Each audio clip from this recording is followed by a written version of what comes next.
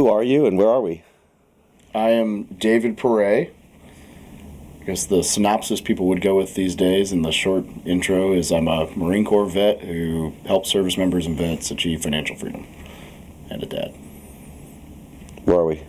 We're in Springfield, Missouri, in the basement of what was once an Airbnb and my office, and is now just a massive house that I don't need to own on my own that I am trying to justify for myself. And how do you and I know each other? 2018 FinCon Orlando was where we first met. It was the very first conference I ever went to, and I guess the military thing we clicked over, the real estate thing we clicked over, and I don't know, I think I got Stockholm syndromed by you. I stuck around. I'm not quite sure why sometimes, but Miss Kate doesn't know why anybody's friends with me. But she's with you, so she gets it. Tell me a little bit, how would you describe yourself? But honestly, as true to my personality, it probably depends on the context of where I'm describing myself and to what group of people. But I would say that I am I guess at this point, a creative. Like, I am a people person, networker, community builder, investor. I'm your weird, homeschooled dude who joined the military to, figure life out and somehow along the way got good at communicating with people and pulling people together to share wins. What do you want out of life? Right now, be a good dad. I don't want my kid to be the 30-year-old who's my villain arc sparked because of the divorce, or my villain arc sparked because of my dad, or all my failures, or I don't want I view that metric of success as 20 years from now, if my kid's on social media being my whole life was ruined because of this, then I failed. So I try to spend a lot of time with my kids. So I want that as a big part of what I want out of life, is just to be, I love my dad. My dad was great, and I'd like to make sure that I keep that alive. On the business personal side, fulfillment. There are a lot of ways to make money. We've been fortunate enough to have success in quite a few ventures that have panned out to where I could make money. And I realized after leaving the military, making money is great, but that's not fulfilling. And what I tell people is I can make $10,000 through owning a rental property, and it works. It's great. Never had a tenant thank me for that. There's nothing fulfilling about owning a house, but I can make $10,000 helping other people make $10,000 and helping change their life and making a difference and impact and seeing that. And for one, obviously it feels good when someone's dude, XYZ happened, you were the catalyst for getting me off my ass, thank you, which is fulfilling. And probably a little bit ego, right? But the other side to that coin is it's just really cool to sit back and be we did have a very small role in just helping point people in the right direction to see all these different things change. And we're still very new at this in the grand scheme of things. And so over the years, that's going to grow. And there is just something really cool about the ability to know that almost anywhere in the country I drive through, I could text somebody or post online or whatever and be oh, I'm in town, and go have a dinner with somebody and feel I have a community kind of all over. So I guess what do I want out of life? I want the freedom to travel, explore other cultures, and see and hang out with people all over, and just feel like I made some kind of a positive impact on people and or the greater whatever. I don't want to sit here and say I'm I'm going to end homelessness and solve world hunger, but some kind of an impact where people are when you die, people are that dude was good to know. You're doing a good job so far.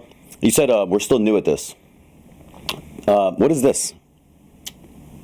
Well, I guess when I say that, helping service members and vets. Because I've had the platform since it was January 2018 when I decided I was going to launch it, and by February I had YouTube, Facebook, Insta, all the platforms, right? Other than a podcast. Podcast came at the end of that year, and it was a 100% hobby blog, hobby thing, no intentionality behind it, no goals, no nothing.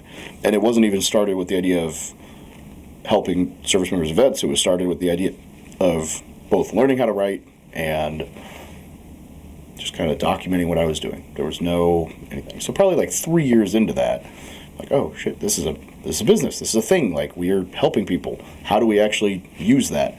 So I say we're new to this. It's like, to think that people are already coming back and saying, you know, the thing you said or whatever I saw on YouTube, I changed this and I've had all this success. Can't have been more than 3 or 4 years ago.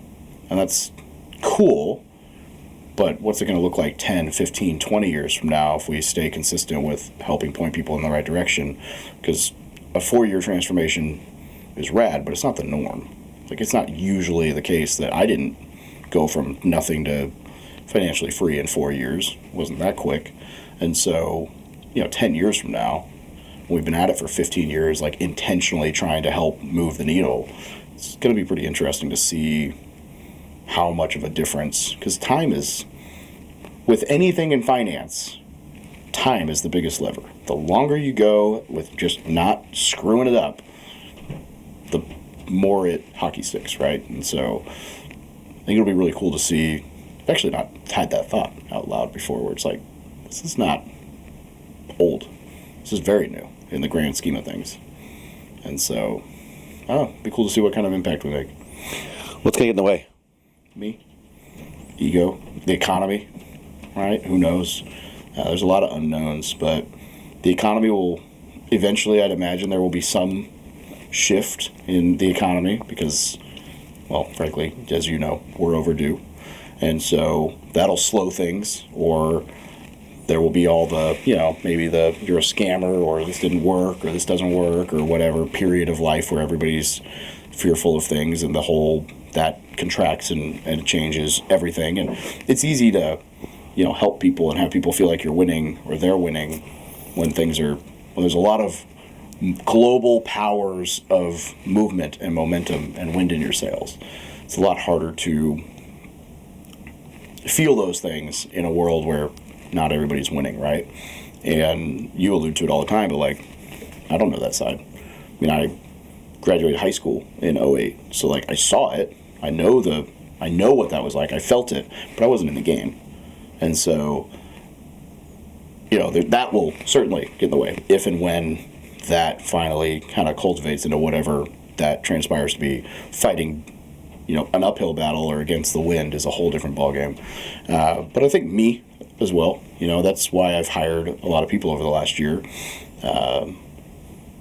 because I am inherently good at a few things, and I'm decent enough. We had this conversation last night. I would say I'm great at a few things, right?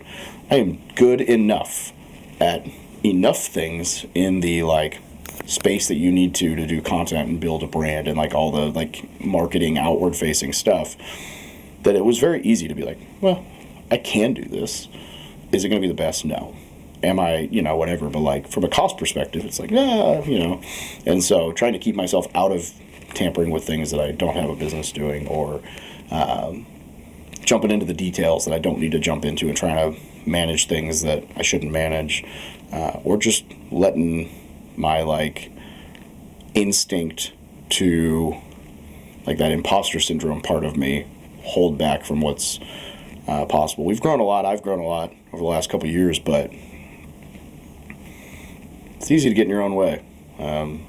Whether it's getting, in my case, usually it's not pushing the throttle down as far as you should when things are good, and what ifing, you know, do people like me, and whatever the imposter syndrome stuff is, to a fault. You definitely have that one. Yeah. Or the other side, which is what I'm trying to avoid by all that, but is you getting over your heels because you're like, look how freaking awesome this is. Look how amazing we are. Look at everything's great. Everything's amazing. The market only goes up because we're doing so good. It's only going to keep getting better. There's no possibility that it could change. And that's the side of it that I would much rather be the, like, we held back a little bit than the we bankrupted ourselves. And I'm trying to find that. Like, those, I guess that would be, you know, if I can keep an even keel with good people around and a good team, and we're moving in the right direction, the economy is probably the biggest, you know, what could get in the way. Yeah, the economy will serve too. Yeah, I mean, if played right, you just have to weather that storm. The market provides. Because the advice that we give will work in either market. The difference is people want to hear it right now. They won't want to hear it when the market's bottomed out. Nobody will want to use a VA loan to buy a fourplex 0 down all leverage at the bottom of a market. When they're spooked. If you knew when the bottom of the market is, that's the best time to do it.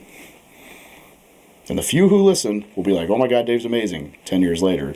And all the ones who, but there will be that period of like, boo-hoo, scammer, you're trying to screw everybody, you're giving the worst advice. It's funny because if you tell people online that the math behind buying a 0 down house works and the VA loan's incredible, the instant assumption is that I am telling people, well, if you're approved for a $670,000 house, you should buy a $670,000 house. No. 0 down doesn't mean max every single thing and go as close to the broke as you can. It means you buy the right property in the right way with the right math and whatever. 0 down's not 0 down versus 20% down isn't what will kill you. How you buy what you buy, ultimately I think is much more. Anyway, we can go down the rabbit hole. But these comments eat at you. How do you deal with your brand's big now? How big is it right now? Your brand's big. I want to know how big it is, but then I also want to know how you deal with I mean, you're explaining to me, the effect that internet comments have. Yeah. About it. So I know that affects you. So how do you balance those two? I know how you are. Yeah, 300 to 400,000 people, I think, across all platforms. Yeah, I mean, on the disc profile, right, I'm a 99i, or for Myers, I'm ENFP. Feeler. Huh? Feeler. Yeah, I want everybody to love me. And that is a battle I have and will fight the rest of my life. I've gotten a lot better at recognizing it, but it is still there. And so, it took me a long time to realize that when I see just blatant hate, screw this guy, whatever comments, that person's not happy with their own life, because why would you go out of your way to be that online if you're in a decent space?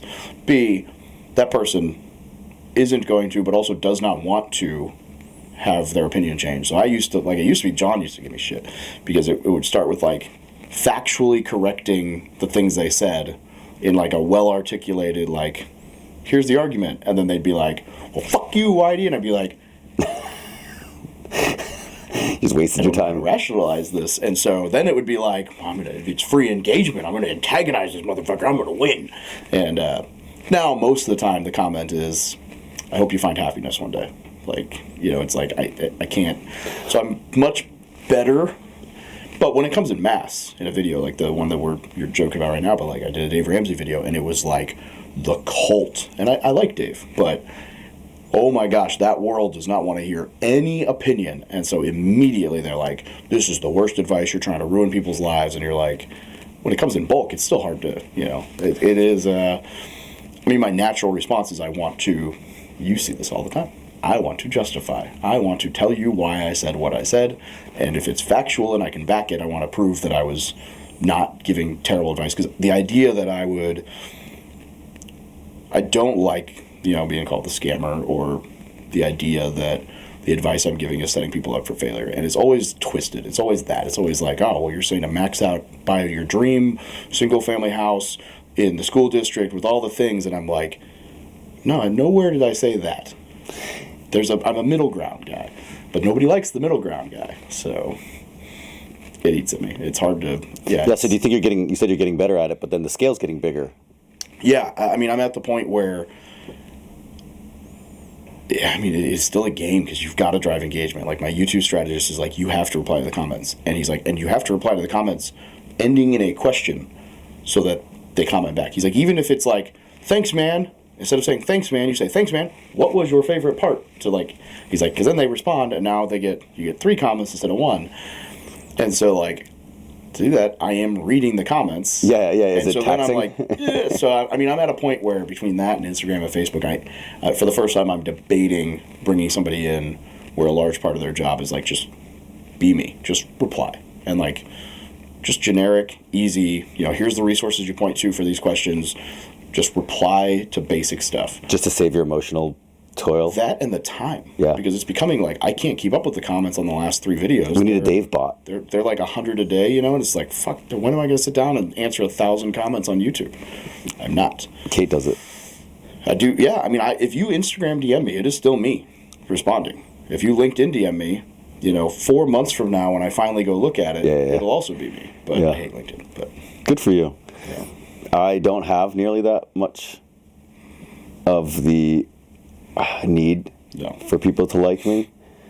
I have all sorts of other things, but it's always interesting to see people because I find that to be that's common. Yeah. People pleaser or leaning towards people pleaser. And I get it. I mean, I just don't seem to have it. Even if you're not the people pleaser, even if you're an antagonist, most people don't have the ability to say something provocative or say what they believe. Because you're not saying, I'm not making a video where I'm like, I'm not lying. I'm not making a video where it's like, everything I said is something I don't fundamentally believe. It is not true to my core. So if you make a video talking about something you believe to be true, it is a rooted belief, and so it's, even if you're the antagonist asshole, if you really believe what you're saying and someone comes back and is just a dick to provoke you, you're going to internalize it as a belief. It's not a like, oh, look at this guy harassing me on YouTube. It's like, oh, he doesn't like that's, I don't know. It's, people will fight back. You are a very rare breed in the fact that you can just like drop a nuke and then never even go back to the comments and not give a shit at all. And people are like sometimes melting down and you're just like, la la la la la. That's not normal.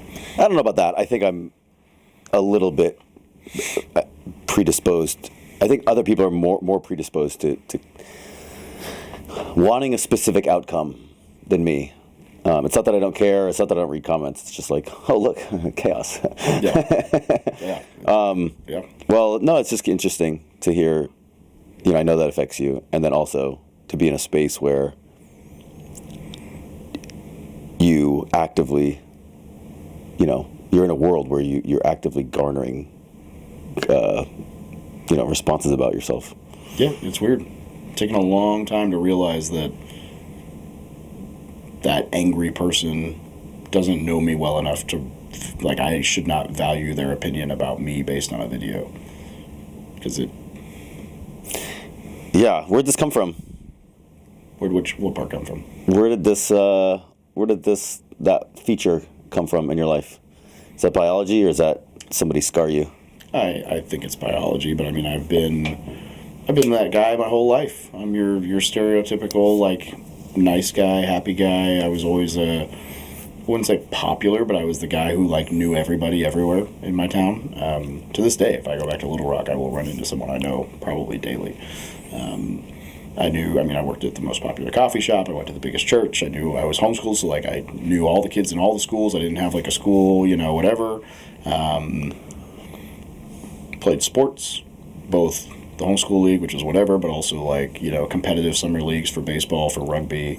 So like I knew jocks and cool kids and whatever from the sports side in every school. And I went to, I knew all the like business or smart nerdy kids from the coffee shop, and I knew all the, and so like, I don't know where the need to feel that validation came from. I've always been good at the, like, building a network community or whatever, but part of that is being a chameleon, which serves, there's a really beneficial side to that. There's a ton in the networking community building space to being able to, like, relate fundamentally with everybody on some level. But it's easy to lose who you are in that, or to never find it. And I wrestle with that for a long time. I still wrestle with it. I still find myself, like, but... Yeah, me and your other friend John don't help. No, and it's interesting though you say that, but think about like my closest circle. If you think about like the people that I would say a lot of them are like the closest, they're not like you, John, Adam, Bo, my YouTube guys, certainly not. My buddy Dave Campbell, Adit, Marty, none of them have like our people beliefs. They are all the type of person who will be like, hey,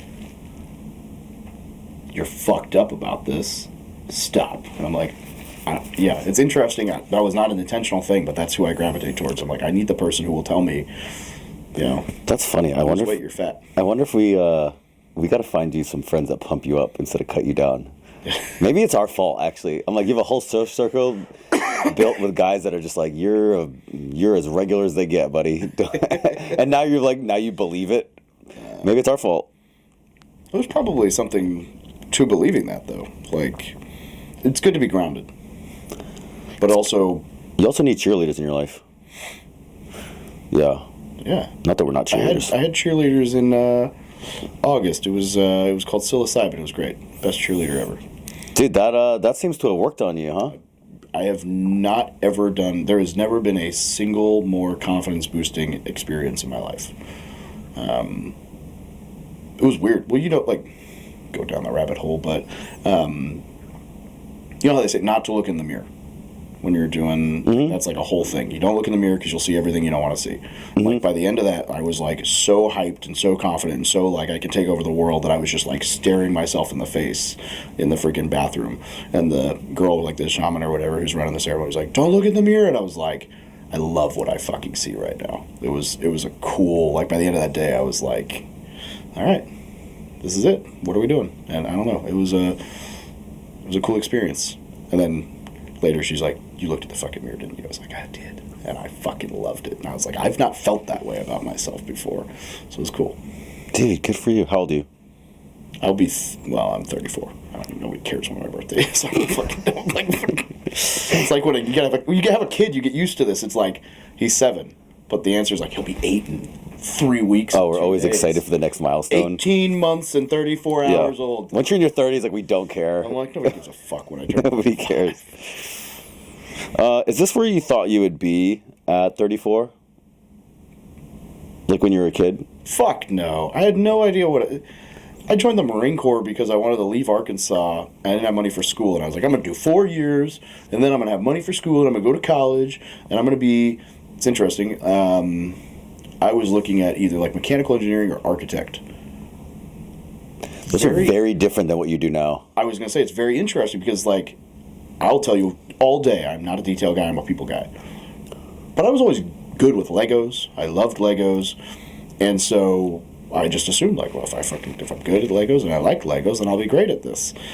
I probably could have crushed it as an architect if I got to be the guy who just, like, sold the dream to people. But if I had to be the guy designing the things, I would have been terrible. I'm not good at visualizing, like, I need to see a picture. If you're like, what kind of tile should we put in here? What kind of color should we do? I'm like, can you show me a rendering? If you show me a rendering, I'll tell you. But if you need me to visualize what you're telling me about, no, I'm lost. And so, yeah, I don't know. I also thought about being an attorney. I think I would have been amazing at that. And now that I've had court experiences in business, I'm even more confident in that because I'm like, when I get hyper fixated on being right about something, I will nerd out so hard and go... I was having too much fun in court. My attorney was like, "You're not an attorney. Just answer his questions." I was like, "But he's wrong. The judge will see that he's wrong if you just answer the question directly." It's like you don't have to like read the definition to him to make him feel like an imbecile. I'm like, "Well, he is." He's like, so like I probably would have been really good at that one. How do you think you'd be good at that one if you also want to be liked? Yeah, that would be an interesting piece. Not saying you can't do it. It's just to reconcile. But I'm pretty good at debating when I get tied into something. I wonder if it would be like a little removed. It'd be a little less personal. It'd be less personal, and I guess the thing would be like, would only take on if you only take on cases that you like truly believe. You'd be a terrible lawyer. Yeah. Yeah, maybe I wouldn't be the most lucrative. I don't know. And that's the whole thing. I mean, I never would do it, but like when I get fixated on something, I feel like I'm pretty hard to beat on a logical debate. But then again, that's not the court game. So yeah, you're good at processes in a way that I'm not, and I see it from afar. It's like I'm not here. I mean, I see your life. I mean, you're a good chunk of chaos too, but you definitely have a work ethic. Wake up, fixate on something, really get it done, and then do it for 5 years.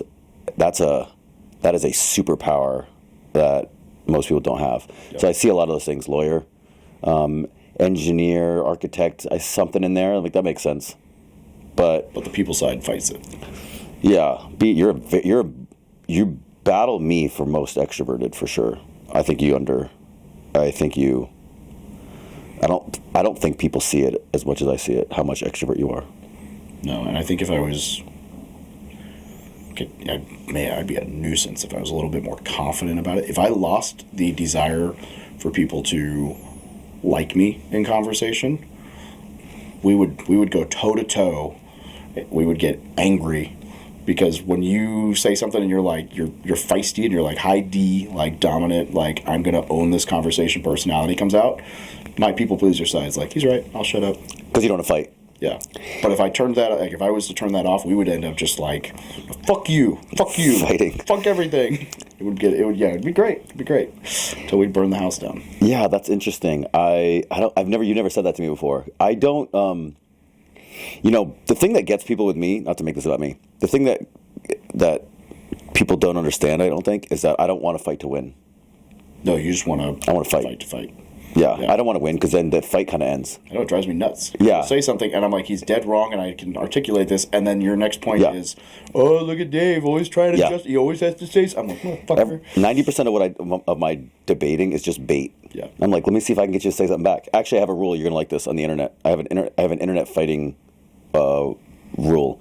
Always let the other person have the last word. Interesting. Because I want to see it when they're like, you're fighting on the internet with somebody and then they say something and then you respond and then they respond and then you just leave them hanging. And they stew, waiting. I know what they're doing. They're refreshing. They're waiting for you to say something back. And that's when you win. That's funny. Is when you go off and do something else and they're sitting there stewing. And that's how I fight. I stew. Yeah, I know. You're like refreshing. When's he going to say something? When are you going to say something? I'm like, no. I tried to get better about it, but I still get baited in. Your extrovert, though, is so... I don't know if other people see it. It's so much. In a good way. I think you've done a really good job of figuring out that that's what you are. And, you travel a bunch, you network a bunch. And I think finding the job that you like. It's actually interesting. Most of the extroverts I know do much less content. You and Brandon are the two most extroverted content creators I know. A lot of the content creators, like the Ryan Pinedas, not super out there personally. Much more introverted because they're like, oh, I just have to talk to a computer, or a camera. I can technically be myself. Kate likes it. She's kind of in the middle. Yeah. It's interesting. I would actually call myself an ambivert, but people only see the one side if they get close because. Like, you don't see the side where I'm like, nope, I gotta disappear for an hour or two. Not very often, because when I'm around you, I feed off your energy. It's easy to stay hyped or whatever. It takes a lot before. But, if I go to a conference, if you see me at a conference, and say it's a 3-day conference, day one, the first 6 hours, it's like, holy fuck, watch Dave go. And then you'll just not see me for 3 hours. And then the night, you'll be like, holy fuck, look Dave go. Yeah, you don't see me laying on my bed scrolling TikTok aimlessly to do nothing for 30 minutes, intentionally being like, I'm going to go watch a YouTube video or take a nap or whatever, and then come back out and be like, look, everybody, I'm awake. Yeah, turn it off. Yeah.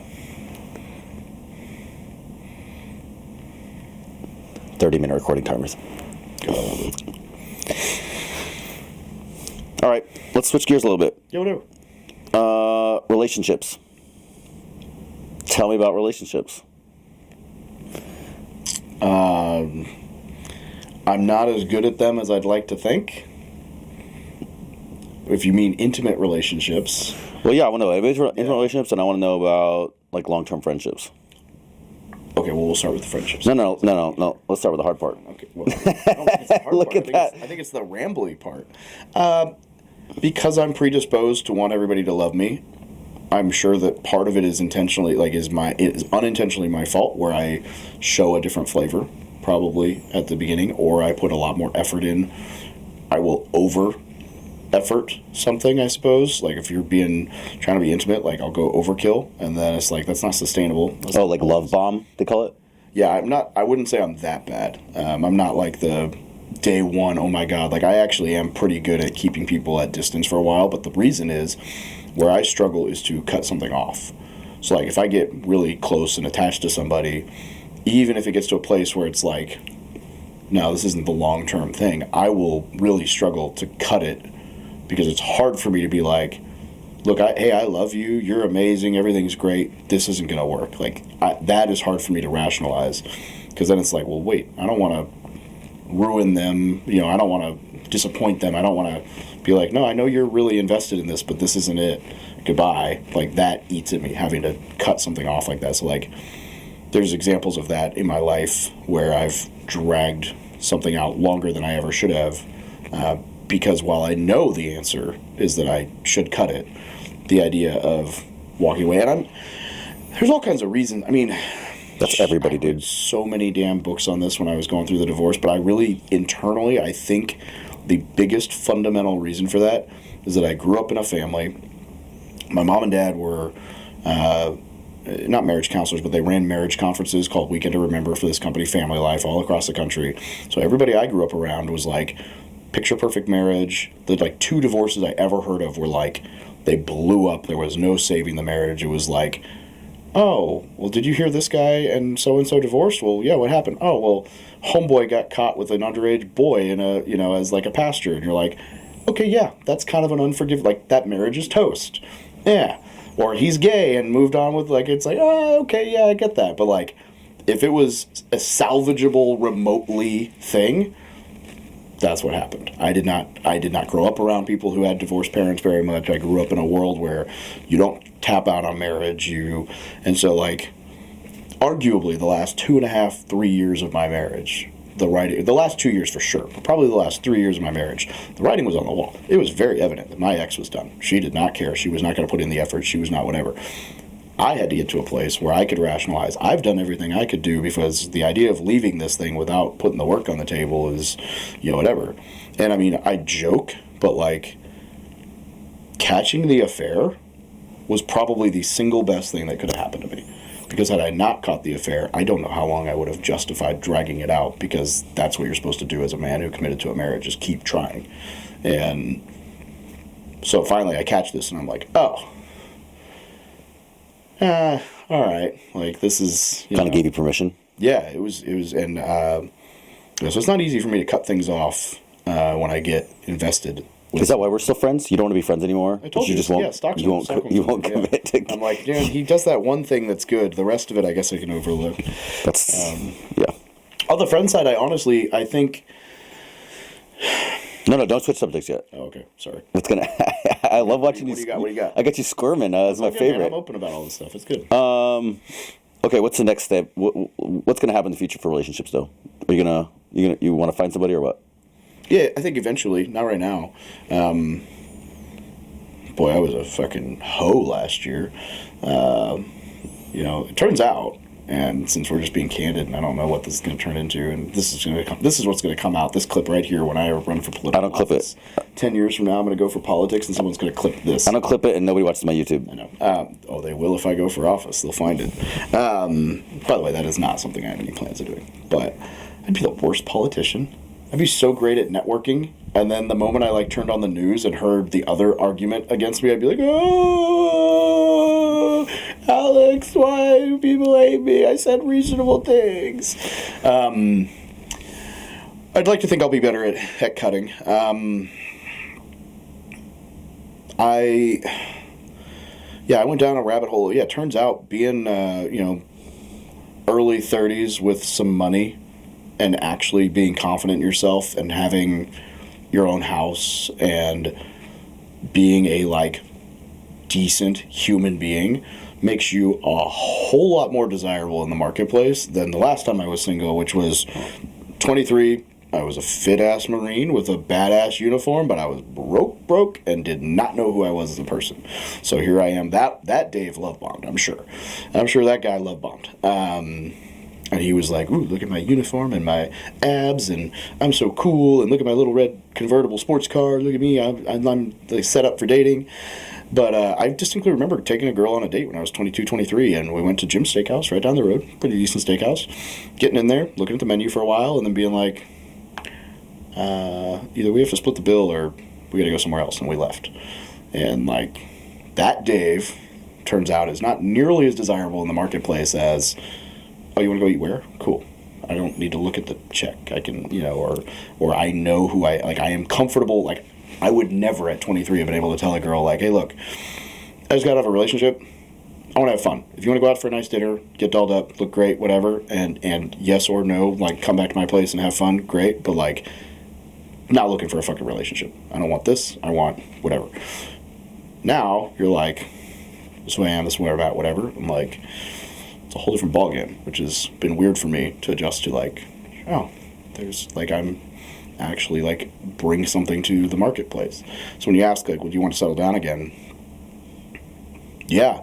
It's weird, because I hear people talk about relationships, and I'm like, dude, you can go find, like, if you read my book, you'll see what I wrote about marriage and how important it was, and how, like, that was there's a part of me that dies inside when I hear people talk about, like, how great their relationship is, and when you talk about building and whatever, because I'm like, that's what I wanted. Like, it wasn't like I quit or cheated or ran off or whatever. I thought I had it for 8 years. Well, for 5 years. And then, like, we were married for 8, and I didn't. And now the idea of trying to do that again terrifies me, because I'm like, dude, what if I put 8 years into something and it's the same? So I'm really trying to work on, like, I'm reading the book, Courage to be Disliked is next, but the one that right now is, like, How Not to Be a Nice Guy or something like that. And I'm like, I'm really trying to learn, like, I need to go into relationships with, like, just, what do I want? My needs matter. It is, I will absolutely over-deliver and under-ask in a relationship.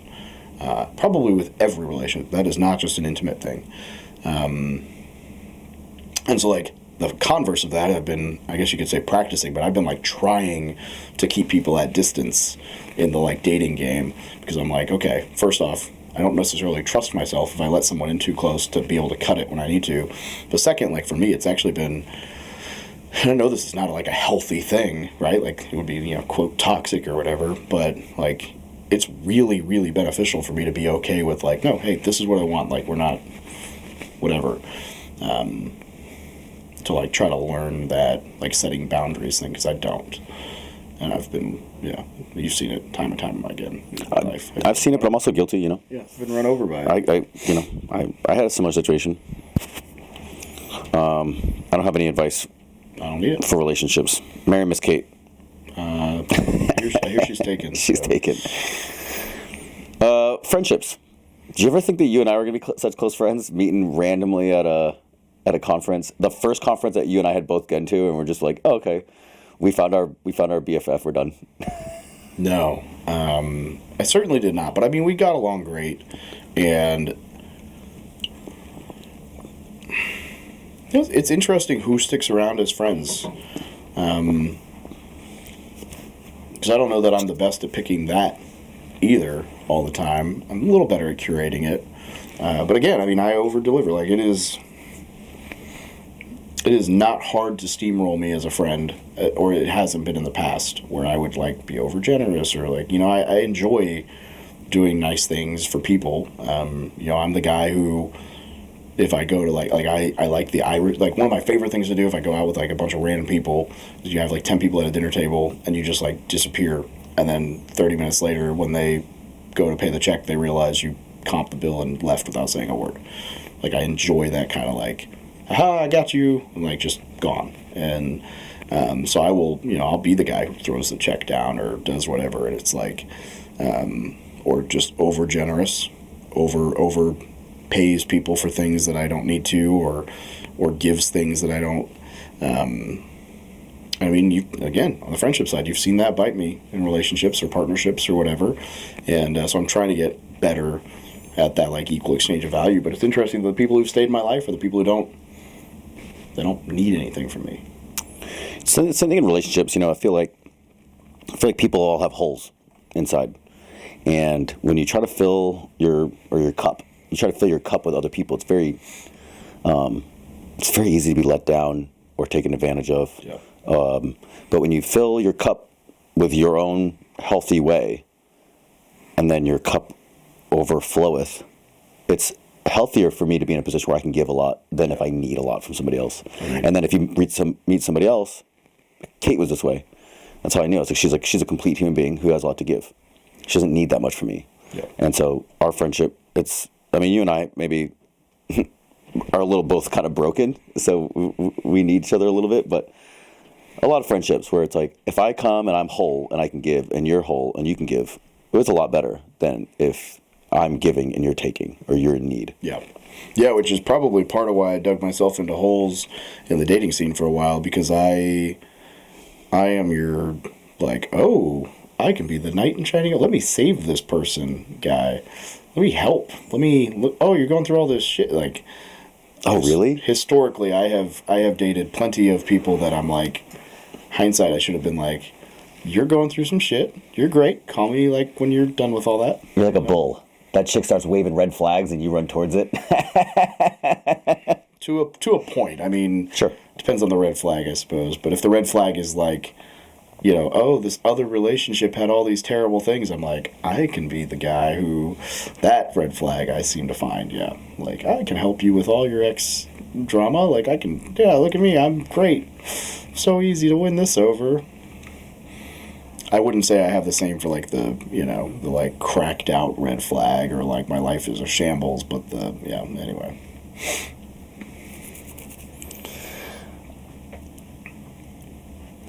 Money. Root of all evil. Terrible. Don't do it, kids. That's not the phrase, actually. I know. The phrase is the love of money. I know. Is the root of all evil. What's your relationship with money these days? Say the love of money, the root of all evil. Fuck, man. There's no faster way to turn me off than when I can sense that the money is the only thing someone cares about. I get reached out to all the time by people, business stuff, and it's like, if that, like the love of money, that desperation, that vibe, I'm like, nope, gone. Like, that is the fastest way to get it out of my life. My relationship with money is getting better. It has, I grew up in a very, like, Dave Ramsey envelope budgeting system. We never had a lot of money. My parents lived on support. Like, their entire salary was based on what they were able to raise support from people to work in the ministry. And so, like, I couldn't tell you what they made every year, but we didn't want, like, I was never, like, without food, but also I don't think I owned a single name brand thing until I was able to buy it myself, which, not that you need a name brand thing, but, like, that's part of why now if I get into a hobby, I'm like, buy the nicer one. I think that's part of it. My relationship with, like, food, I think, comes from the, like, food was a celebratory, oh, we can afford to go out tonight. We're going to celebrate this thing. And so now I'm like, we're winning! Chunk! And I don't know. My relationship with money is getting better. I feel like I struggle to, like, sell or ask.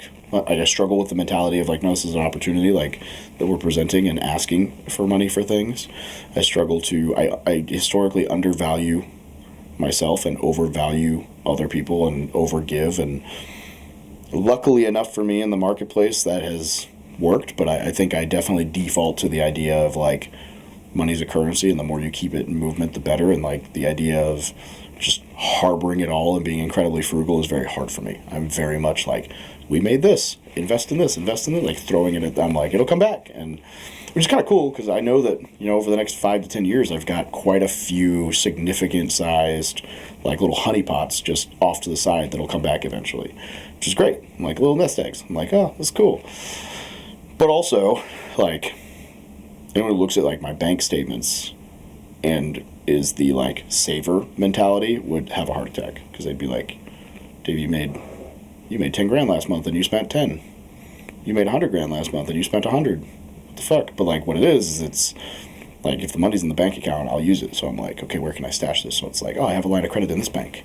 Let me go throw it all back into that. I have this debt. Let me pay that off. And that's not necessarily bad, but it is like, there's this fundamental, like, desire to, like, if the money's growing over here, what should I or could I use it on? And we have gotten better about actually, like, enjoying having money in the bank account instead of spending it immediately on not necessarily bad things, but just, it's always been like, my budgeting style has never been, let me have a bank account with a ton of money and, like, some envelopes. I mean, I like the envelope system, but my bank account style or my budgeting style has always been, okay, let me take everything that I want to save or invest or pay down on debt out of my reach, so that the only thing I have is this, and allowed to blow it. And if I go to zero, that's great because I already did, So like to this point, I'm still in that weird like money comes in, this, and I'm just like storing it out of my own view for a rainy day because I know if it sits there, I'm like dangerous. It's part of the whole. Protect you from yourself. Yeah, which I don't think that's necessarily a bad thing. It's the reason why I will not tell people this is the right answer. I know that fundamentally, from a basics, it is a wrong answer, and I know that there is a downside to it. But it works for me, and that is, I would rather have a zeroed out $50,000 line of credit that I could tap into in an emergency than $50,000 in a checking account. And fundamentally, I know that could be frozen. The $50,000 in the checking account is a much safer, better emergency fund.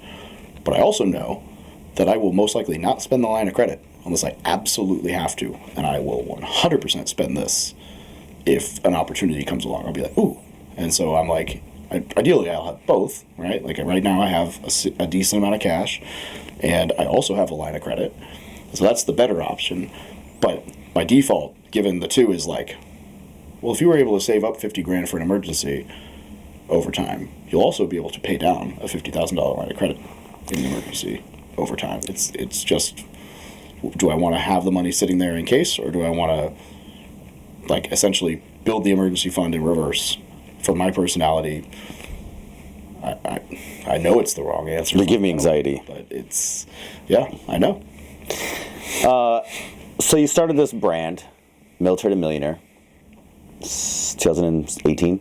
Yeah. Started blogging right around the same time I did. You've done much better with your brand than I did with mine. How did that come about? Just consistent. Well, I mean, it's a inherently money oriented, piece of content. Yeah. So money is not just, hey, I'm a business owner, who happens to make money that do it. Like your whole life is talking to people about money. Yeah. It was just documented. I mean, it's funny because the story. So Brandon was the whole reason it started because I asked him how to write a book. The irony being, it probably ended up in the bookshelf upstairs. I have a wag bag. Remember the wag bags from deployment? Like the green, it was like the bag that you opened, and in the kit was like all the, stuff for like when you use the bathroom. It was like the bathroom kit. Called them a wag bag. I have one of those. When I was in Afghanistan, somehow I had the great idea to keep a journal. And so I had this wag bag. It's just an empty Ziploc bag that has a journal and a mission log. So right in the rain, green notebook. And so I can look at it and I can be like, hey, on mission 3, this happened. Oh, here's my journal entry. This is how I felt. And so I went through all of Afghanistan where I can be like, on September 21st, Dave drove over an IED. This was the mission. He got blown up. This happened. Then this truck. Then this. Hey, this is my notes from that night. I felt like dog shit. And I was pissed at my commander and whatever. And I'm like, so I asked Brandon, I'm like, hey, man, I'd love to write a book with this. There's all these fucking SEALs who write books. Everybody's like, but what did the normal dude in Afghanistan go through? I was a 20-year-old E3, E4 in Afghanistan running convoys, doing logistics. We did cool stuff. We got mortar. We had all the things. But I wasn't a special forces Delta Squirrel guy. I was a truck driver running a convoy. And so I'm like, this would be a cool book that would resonate and also be the real example of what this was like, not just I killed Bin Laden, whatever. And I still have all that. And one day I will still put it into a book, but this whole blog started as me asking him how to write. He's like, you should start a blog. You'll learn how to write. I was like, great, what do I write about? He's like, I don't know, you do real estate. People in the military like houses. Just document what you're doing already. And I was like, oh. And what happened is the more I was like, I need to research VA loans, I'll write an article on it. I need to research this, I'll write an article. People would ask questions. And so then I would be like, wow, I got the same question. I'll research that and write that article. The people pleaser. And then it took off one day. And I was like, oh, people rely on me to help. And this is a real thing. This has, now what do I do? And we turned it into a business. Accidentally, over years, by trial and error, by throwing a shitload of spaghetti at the wall and seeing what stuck. And then by just being consistent and continuing to try that stuff, we were able to be like, well, this worked, but it sucked. It was no fun. I wouldn't want to do that again. It's like you flip a house, you make $10,000. over like a year and a half project, it's very easy for someone to be like, you made $10,000. That worked. But on the other side, you're like, I spent 18 months of my life for this. I would never do that again. But if you flip a house and make $100,000, you're like, I get it. So it's like, well, it's more like flipping houses. You make $30,000. It takes you 8 months, but it costs you $100 in cash outlay. Yeah. And 8 months of stress, and it never goes well. And then sure, you make $30,000. That's what you hear. But then sometimes you make nothing. Yeah. Sometimes you lose money. Yeah. So we threw all kinds of stuff at the wall, and some of it worked, and I loved it, and some of it worked, and I hated it, and some of it didn't work at all. And what we are left with now is the things that worked and were fulfilling. So you got a business now. How much is the business? And you get the War Room, which is a spin-off community, which is I've been part of now for a while. You get your shirt on. How much does the whole thing make? We were like right at 1.2 in revenue. No. Including affiliates, referrals. Oh shoot! If you include all that stuff plus real estate, probably at 1.6 a year. Last year, yeah. Yeah, in 6 years, because 6 years ago this didn't exist. How's that feel? Unbelievable. It's wild. It's the reason I struggle when people are like, what's your vision for 5 years? I'm like, I never could have even remotely articulated this as a vision. So I'm like, oh yeah, we've got a vision, but like, who am I to think that's actually what's going to happen? Like the amount of stuff that happened in the last 5 years, I'm like, holy shit. I struggle to grasp what could actually be the result in 5 years if we kept up with similar growth. Yeah. Do you think you're a visionary? I don't think there's. I think it's kind of a myth that there's like 100%. But I think generally yes. But I think I'm balanced. I have a weird I think I'm almost like uniquely gifted for being an entrepreneur. Where if I sit down and focus on something, I can be extremely detail oriented. I can build systems, processes, and I can automate. I am the epitome of the Bill Gates quote about why he loves to hire lazy people, because they will find the most efficient way to accomplish something. I am the epitome of like, I kind of built this thing. If I do these things, then that'll just happen. And now I don't ever have to touch it again. And I can go do this thing. And over years, that compounds to where you can, fundamentally, like a lot of this business it will run. Like if I died today, it would take a while to die off. It would continue on autopilot. Even if everybody left the team, there is a portion of this that would just people wouldn't even know I was gone. Because it would just be like, oh, here's this video I made for you. And it's like, so there's that side. But I definitely think I lean towards I am much more towards the good idea fairy, and have to then sit and focus on the how and the details, as opposed to the alternative, which is the default mode of like, doesn't necessarily want to go crazy and build and do this, take the risks, but can solve anything you put in front of them. I would say I'm like probably 80-20 or maybe like 70-30. The much larger portion is outward thinking and problem solving, and the much smaller portion is the detail, but I'm good at it. I just don't get off on it. I don't know. I don't know that there's a really... That's a really long-winded no. That's what you get with me, long-winded. That's true. How do you think your relationship with money changed over time? Because now you're making some money in a way you've never made before. You're helping other people make money. There's a lot of opportunity coming. This is the first time it's been like truly fun, because it's working. There's fruit for the labor. There's people on the team who are excited and helping, and so I can be like, hey, what do you think about this? And it happens, rather than like, hang on, let me stop and go fix this thing and get in the weeds. And so I'm able to focus on the things that I am uniquely good at. For one, the webinars. I am very good at presenting and articulating a somewhat complex thing in a somewhat simple way, telling the story, being hypey and whatever. And so like, if the most important thing I do every week is get hyped up for one day and film videos where they're well researched and I'm teaching something I love, and then run a webinar, and that single day grows the brand and makes more money than anything else I do through the week. Well, the other 4 days of the week used to be filled with things I didn't want to do, and now they can be filled with moving that needle, like prepping those things, building that out, working on that, engaging in comments, like whatever, the side of things that I enjoy. And so now that it's fun, I'm confident enough, or more confident in myself, it's much more of a game. And so I think my relationship with money, I'm hoping, will continue to just evolve into the, like, this is a currency. We can continue, like, not to say, like, we can always print more money, so, like, we're going to be great, like, just spend it all. But, like, the abundance around it, and, like, money, it's working, things are coming in, this is fun, like, we'll just continue. I think that breakthrough is why we're making more money. I think for a long time, my own, like, internal thermostat and disbelief and whatever is what limited what we were able to make. So I'm really excited about what the next year happens to be, and I want my relationship with money to continue to grow. And by grow, I just mean, like, attract more of it by not being scared of it. I've been scared of it, I think, for a long time. There's a lot, that's a lot of life statement right there. That's a lot of life. When you are scarce and desperate, money leaves, people leave. It's the same with the cup. And when your cup is full, you're like, oh, the money will come to me. Yeah. It's funny how it works that way. Well, you've done great this year. It's been actually kind of, it's been a big difference. From, like, it has. Yeah. The statement, I think I've said it now to you like 3 times this week, is like, now we're at this phase where I'm like, do I blink? Am I going to wake up?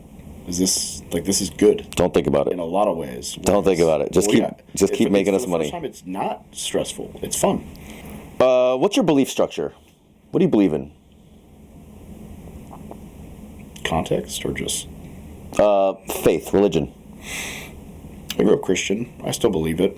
I wouldn't say I practice it as devoutly as a lot of people, because the idea of, like, practicing religion for a lot of people involves, being seen at places that you practice religion, more than it involves, like, sitting and reading or sitting and thinking or sitting and praying or whatever. I still do those things. I still believe I'm a Christian. I still know, like, that is still my belief set in all of what that transpires. I've lost a lot of faith in Christians.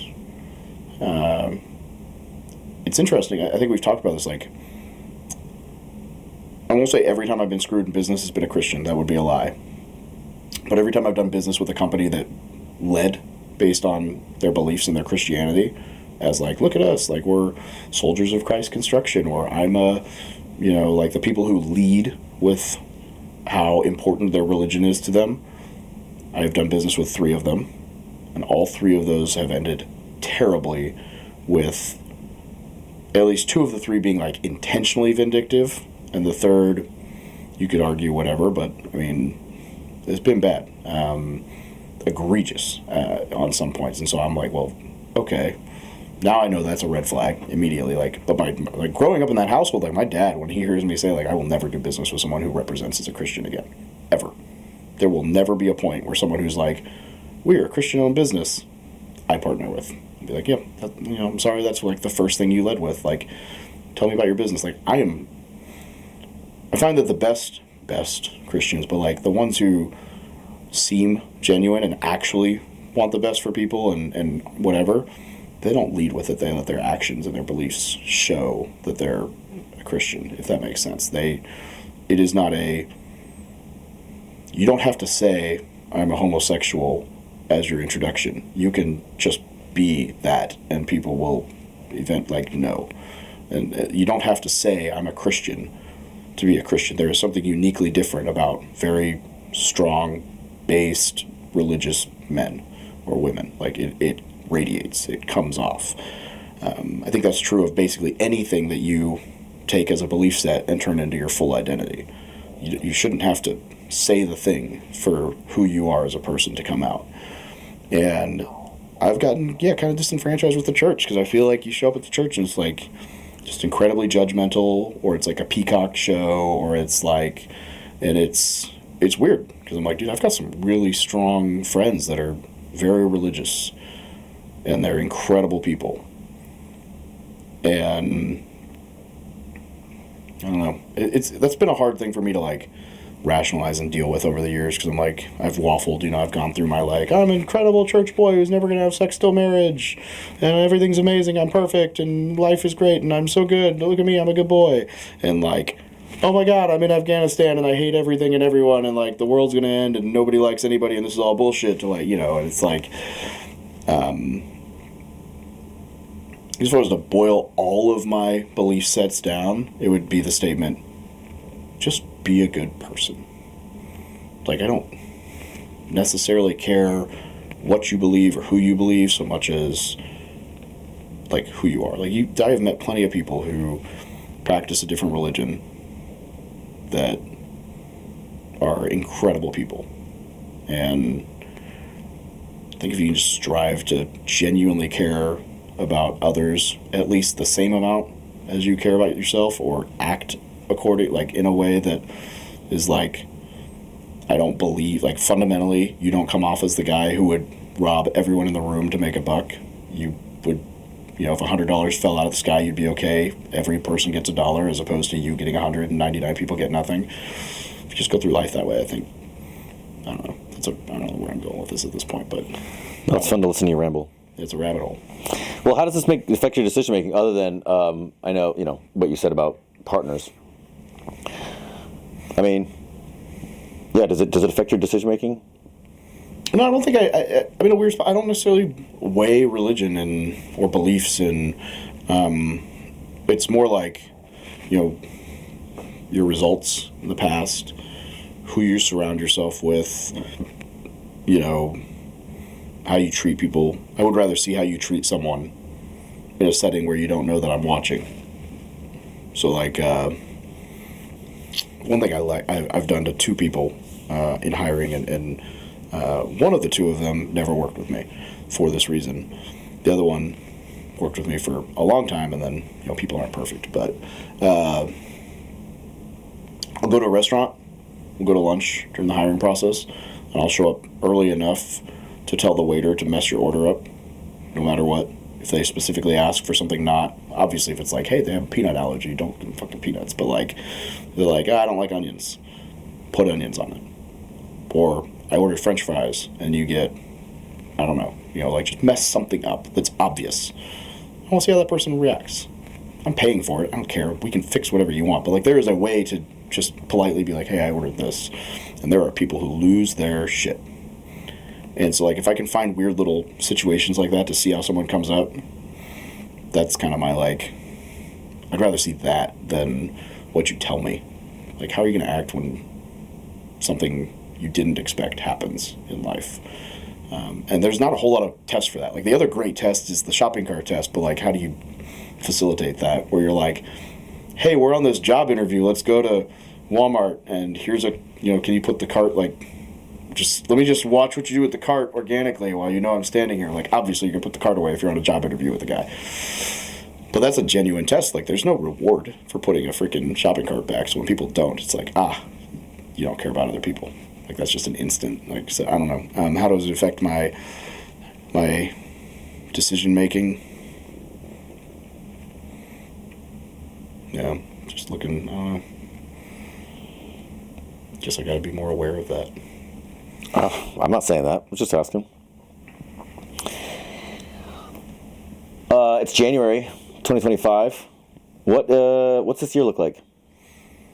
A lot of social media growth, a lot of business growth. The goal is to essentially, the word for the year is dominate, but essentially the word is to get, you know, just, I want it to be a place where, like, every single service member or vet has at least heard of the community and knows we're there, right? The free resources, the whatever. I think 2025 is a big growth year, because I think we're going to have funding to pull levers we haven't been able to pull before. I think we have a team that is going to allow us to do more in-person meetups than we've ever been able to do before, and serve a lot more people than we've ever been able to serve before.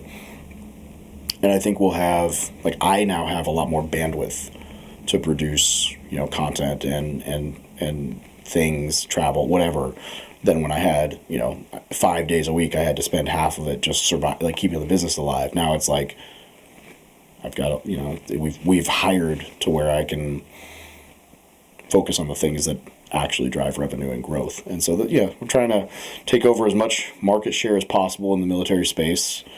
Want to become a household name in that world. I think there's a lot going there. I think there's a lot of growth. I think there's a lot of potential. I think there's a lot of positive out there.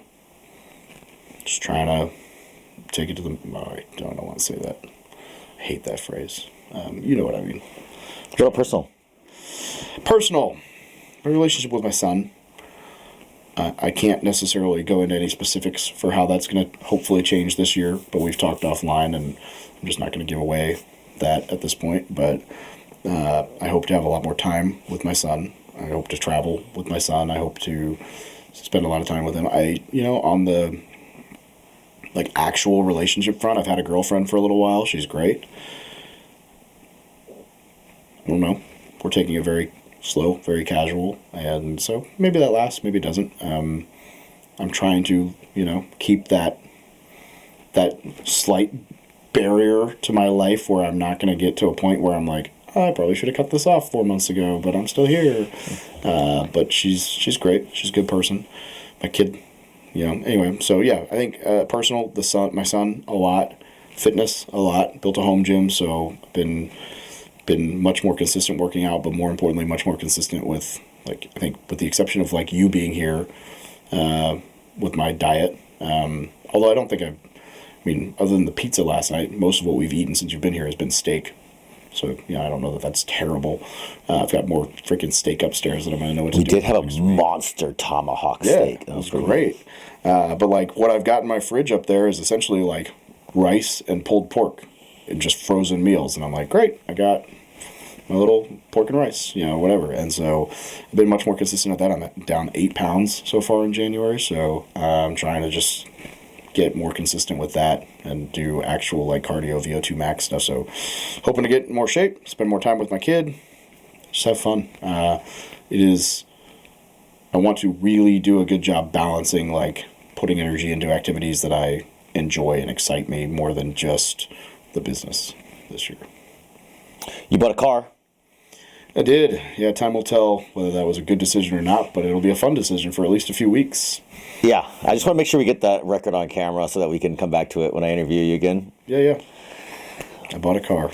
So my plan is to kind of do this for 10 years. Now, I can do some things for 10 years. I haven't done many. Yeah. And, what it looks like if I interview once a year, every other year. But my goal is to do it for 10 years. But let's just say in 5 years, that's half. I'm not a mathematician or anything, but that's half. Close enough. I'm going to make you watch this. What's 5 years from now Dave going to say about past Dave, about Dave today? Good question. I like how that's worded. I would like to think that he will say that this was the year I finally grew into my shoes, and to just say, wow, that guy was still thinking small. He still wasn't quite there. And then I'm looking down going, well, it was the start of something great. I wish I'd, done X sooner, rather than the opposite, which is fucking idiot should have been stashing cash, and there's the side, so it's a balance. So I'd like to think that guy will look at me and be like, dude, that year, coming out of the divorce and all the things, all the work you were doing and the growth and the this, that, and the other, you were putting your energy in the right places and it paid off. It won't be that case in every aspect of my life, but that's the hope. And hopefully that Dave, 5 years from now, calls me a fat piece of shit and is in much better shape. Well, are you going to live here? No, I don't think I'll be in this house still. I think I'll still own this house. I don't know if I'll sell this house. We'll see. It may end up actually being a guest house or Airbnb. But my hope by 5 years from now is that I'll still live in Springfield. I have to. Well, I don't have to. If I get my pilot's license and I get there is a way to make it work where maybe I live somewhere else and I'm here at the time that I have my son. So that is a possibility. But what I anticipate 5 years from now, looking more realistically, is that I will still be here. My kid will be 13, so I got 5 more. I'll have 5 more years left here, but I'll have 20, 30 plus acres.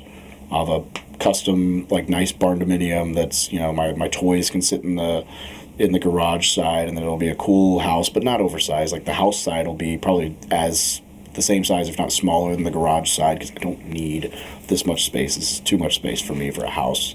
And then it'll have a big awning and, like, a big, like, covered space for, like a barbecue pit, maybe a pool or a hot tub, like, built in, nice space for entertaining, probably with glass that you can close to keep it warm, unlike, the clear tarp that I have here.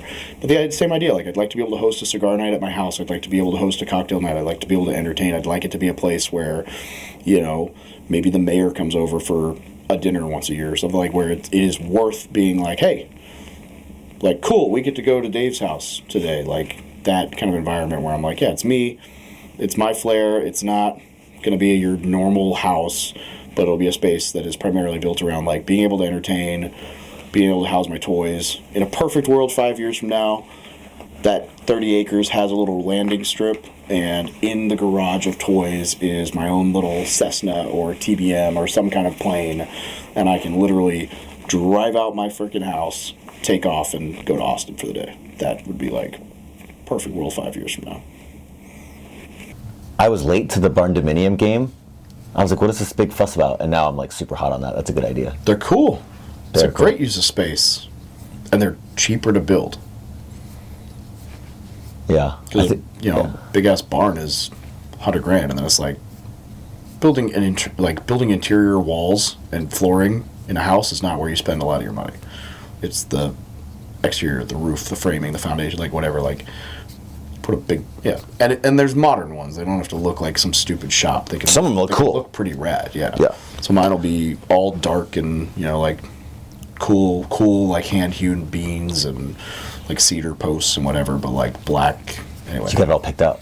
I got a picture of it out there. Dude, thank you. That's all my questions. Thank you. I appreciate you.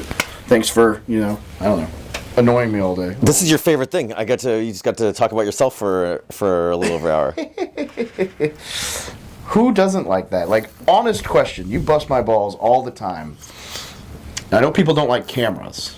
People don't like who genuinely just don't enjoy talking about themselves. Not many. Yeah, I figured. Not many. Some people are not that good at conversation. They need to be Prompted. They need to have it more dialogue than interview style. But there are people who don't want to be on camera, and then there's all sorts of weird. The camera opens up a world of social dynamics that I get to experience that other people don't get to experience because it just does weird things. Some people don't want to talk about themselves. Some people do want to talk about themselves, but it gives them such crippling anxiety or insecurity that they avoid it. Some people want to talk, but they're so guarded that they want to be mysterious. They concoct stories. They concoct stories about themselves that they'll tell you the story, but they won't say anything honest. And so, to answer your question, most people want to talk about themselves. Do you find that is it an age thing? Like, no. Okay, I was curious. Not in my experience. No. I find most people. I call them all narcissists. Yeah. People are narcissists. Everybody loves themselves, and they love the way they look, and they love their story, and they want to talk about themselves. I'm guilty as well. Yeah. So I stick a camera on somebody. I'm like, just tell me about your life, which I like people. I like hearing about them. I love them for just the way what they are. So this little experiment that I'm doing with this project, it kind of puts me in this really fascinating position. I'm like, just here, talk about yourself, and the narcissist just light up. Yeah. Yay, I'm a narcissist. Well, it's everybody, so it's fine. Say everybody has it to some degree. No, but the goal of the project is not.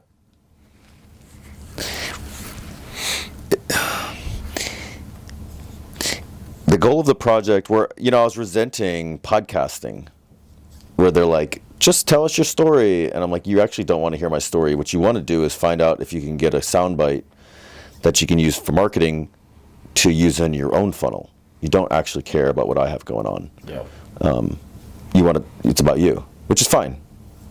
But then I thought to myself, how can I give people something to them? So it's like, yeah, I'll post it on YouTube, but I'm not going to edit it. I'm not going to make a fancy thumbnail. I'm not going to do a check out the Military to Millionaire, how this guy went from nothing to, millions in revenue, clickbait type title. I am going to post it in a way to give it to you. Yeah. And that really changed things for me when I kind of figured out, I'm like, oh, this can be it's like giving somebody a mirror. It's a cool project, and it will be an even cooler project 5-10 years from now to see, one or two things will happen, right? We'll just continue to crush and improve, and life will be amazing, and there'll be some blips like everything, but instead of being the life insurance pitch where we focus on how terrible '08 was, therefore, negate all the other 60 years of growth, we'll be able to have a blip and be like, no, things are still great, and life will be amazing. We'll hit goals and beliefs and growth that we never thought possible, and we will make a huge impact in a lot of people's lives, and simultaneously that'll equal everybody on the team and the whole group and everyone that comes up. The whole rising tide raises all ships. We'll be able to all make an exorbitant amount of money and live the life that we want, because the more value you provide to the marketplace, in theory, the more value you get internally, and it'll be a fucking incredible fun ride. Yeah. Or something will go off the rails at some point, and 10 years from now, I'll be like, that dumb motherfucker should have been stashing it all away. Should have been hoarding, should have been whatever, or there'll be a middle ground. And it might just be exactly that. It might be, I'll tell you this, if 10 years from now, we are exactly where we are right now, no better, no worse, everything is gravy, I'm pretty happy right now. I would be okay with this. Now, I would like more growth, but this is not this has been a good year. Sure. It's not an uncomfortable spot to be right now. And so I have to try to, I balance the gap and the gain side of everybody struggles with what could be vice where you are now. And I try to balance that out with the idea of dude, I'm content right now. This is, I don't need to be a billionaire. I don't really know that I want to be a billionaire. At some point, money is just, not that it's a bad thing, but at some point, it is a diminishing return. There is a point where it's this is amazing, everything's amazing, great. And then there's a point where it's is more worse? No. More is better. How much more? How much better? It's a weird, if you make $20,000 a month, you can live a incredibly comfortable lifestyle for a long time. And if you make $200,000 a month, yes, the level steps up, but the fundamentals don't change a whole lot. It's, what are you spending more money on? A nicer car, a nicer boat, a nicer house? I think at some point it's no, the excess should just go back into investing or giving back. I don't know what I'm rambling about, but I don't know, hopefully 10 years from now, things are way better. But who knows? It'll be interesting to see, the project will be cool 10 years from now, where it ends up. Yeah. Hopefully people are variables. Smiling in year 10, that's the goal. What's that? So that hopefully in year 10 we're smiling, that's the goal. Yeah, but life is more unpredictable than I realized when I was younger, where, you're well, it'll get better, or maybe it'll be worse, or maybe in the middle. And I just think about it and I go, well, maybe some things will be really, really good, and maybe some things will be really bad, and maybe you'll be going through a blip at a time, or, vice versa. So I always think about just, dude, who knows? In 10 years, you can be well, we had 9 years were great, and we're happen to have a bad year at the time of recording, or vice versa. You're well, year 7 was terrible, and now we're back on the upswing. And so I just love. I thought about it, and I say, everybody, social media in general, it's a lot. It's storytelling. Yep. And I didn't want, but we're all bad at it. Fair. Right? I've spent the last couple of years on how to tell stories. There's structure and there's formats and there's lessons and there's things to do. And so most people are bad at it. So I said, I don't want to get a thing where you tell me your story. What I really wanted to do was say, just tell me who you are and we'll watch the story unfold over a couple of years. Perspective's a crazy thing. 10 years from now is hard to wrap your head around. Yeah. I bought my first house 9 years and 11 months ago. Or no, sorry. 9 years and 1 month ago. Yeah. I'm not even 10 years into my first house, let alone the platform, let alone the, like, to think of, what's 10 years from now look like? Fuck, dude, 10 years ago? You know what I was doing 10 years ago? 10 years ago, I was broke as shit. I had a Honda S2000 with a loan on it, which was probably the dumbest thing I'd bought at that time. It was 10 years old, I paid $12,000. Honestly, it's worth 4 times what I paid for it now. I probably should have kept that car from a car value side, but it had the S2000, I had a Harley, I had a beat up old 88 truck, I had like 1 or 2 guns, no kid, was dating my soon to be like a year from then wife, no house, no real estate, lived in an apartment complex, 23, Marine recruiter, combat vet, high on life, but like naively so. Hadn't, like, Afghanistan, sure, that you grow up a lot in that, and like I'd been very successful in the Marine Corps, but like I was a 23-year-old kid with a cool car trying to showboat, dress blues, in shape, no mustache. Don't you have a cool car now? As of less than 24 hours ago. Oh, look, we're circling back. Yeah, we'll see how that thing rocks. Yeah, 10 years ago you had no kid, no brand, no sense, and now so it's hard to see what's gonna happen in 10 years. Dude, it's wild to think through that. I'm like, dude, what the fuck happened the last decade? Like, what does next decade look like? Yeah. You have more kids? Up until about a week ago, I would have told you I can't. But I had a conversation with a good friend last week who reversed his vasectomy and had a kid. And now I'm like, maybe. If I find the right person, I love my kid. The reason I got the vasectomy, in part, was that when I was married, I had a stepson. So he's 16 now. He's a damn near a man. And my kid's 8. That was a big disparity. My wife, at the time, is 8 years older than me. So she's, we're looking at it, and she's 34, 35 at the time. And about 2 years later, we had Jack was, year and a half old, 2 years, whatever, somewhere in that range. So he was still in like the, hey, look, it's a cute baby. All he does is shit, eat, and get into shit all day long. He's a fucking pain in my ass. Your sex life's trash. Your relationship is like the baby, not the relationship. And so it's like a rough period for everybody in that phase. And we had a scare. My then wife thought she was pregnant, and she wasn't. But like that was 48 hours, and when that scare when the passed, I was like, so how'd you feel? Like, were you excited about this? She's like, absolutely not. I was like, okay, I was terrified. Me neither. I was like, I'm gonna go make sure this doesn't happen. Now, divorced. My kid's 8. He's fun. He likes being around me. I like being around him. He wants to work out together. He wants to do things together. He wants to start a YouTube channel. He likes car. He is. He's fucking me. He is little me, and he's fun, and he's absorbent, and he tells you he loves you, and he wants to hug you, and it's like, yeah, I could do this again. I could have another one of these. These are not so bad. Narcissist. That's pure narcissism. Like, I just want another one of me around. Well, that's not the reason, but like, yeah, it's like, it's funny. It's like everyone says, oh, a dog loves you unconditionally. The dogs are the only people who do that. No, I don't think so. Young kids do as well, as long as you're not a piece of shit. Even if you are a piece of shit, probably to a point until they realize. But like, kids are, for the right person and the right intentionality. Yeah. On the flip side of that, and the less professional, sentimental answer, vasectomy is great for being mid-30s single, because the consequences of your actions are diminished. Everyone's always like, oh, dude, I don't want a vasectomy. What if it feels different? And I'm like, it feels better. Like, how does it feel better? There's no regret or, oh my God, what if in the back of your head anymore. I can go be an idiot, and it's much more forgiving to be an idiot when you cannot physically have a child you did not intend to have.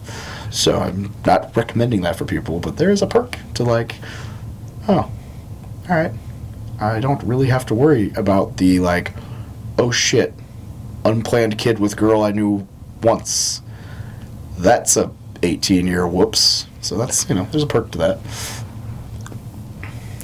Yeah, I think we can end it there on your I want to do things that I shouldn't without fear of consequence. Yeah, there's definitely still... We'll see what you say about that in 10 years. It's still possible. There's always a possibility of a consequence for that, sure. Well, thank you. I'm glad we did it in here because this is where you record, so it's like really exciting to like kind of see it. I wanted to see it from behind, the side that nobody sees.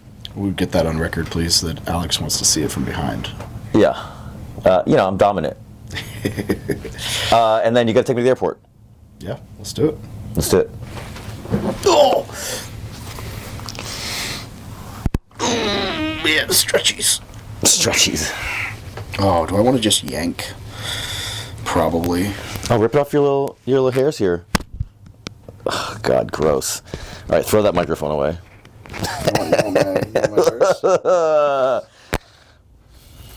Not cool, bro. Life is lifing. Life is lifing? Yeah, I figured you'd appreciate my super raw rant about the vasectomy. Yeah. It's fucking true though, man. Like, God, I would be